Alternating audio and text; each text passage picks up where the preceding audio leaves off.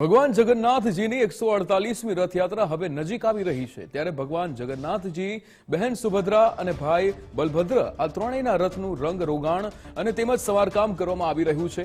નગરના નાથ જ્યારે નગર ચર્ચાએ નીકળશે ત્યારે તેમના રથો આકર્ષણનું કેન્દ્ર બને તે માટે આકર્ષક રંગ રથમાં લગાવવામાં આવી રહ્યા છે। આ રથને શણગારવામાં પણ આવી રહ્યા છે।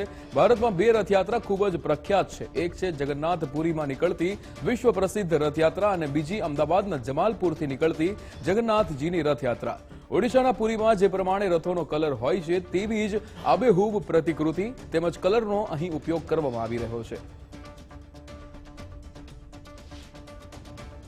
મૂળ આપણે જે રથોના જે રંગોનું કામ કરીએ છીએ તે જગન્નાથપુરીનું અનુકરણ આપણે કરેલું છે કે જેથી સૌને એવો અહેસાસ થાય કે ભાઈ આપણે જગન્નાથપુરીના ભગવાન શ્રીના જગન્નાથજીના દર્શન કરી રહ્યા છીએ અને એવી અનુભૂતિ અંદરથી એવી લાગણી થાય કે ના ખરેખર ભગવાન આપણા આંગણે આવ્યા છે અને આપણે દર્શન કરીએ છીએ।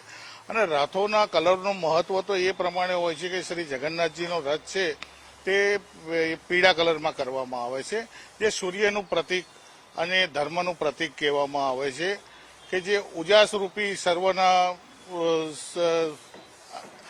સર્વ વ્યક્તિને એના આશીર્વાદ રૂપી ગણાય છે।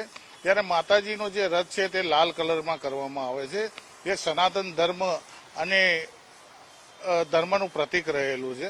અને જે બળદેવજીનું રથ છે તે ગ્રીન કલરમાં કરવામાં આવે છે, જે ધર્મ અને એકતાનું કોમી એકલાસનું મહત્વ ધરાવે છે, જે સંપૂર્ણ પ્રમાણે આપણે એકતાને લઈને ચાલવામાં સૌથી સારામાં સારું હોય છે અને સર્વ ધર્મના લોકો આમાં ભાગ લે છે અને શાંતિથી રથની દર્શન ભગવાન શ્રીના દર્શન કરી અને રથનું સંપૂર્ણ મહત્વ જાળવે છે।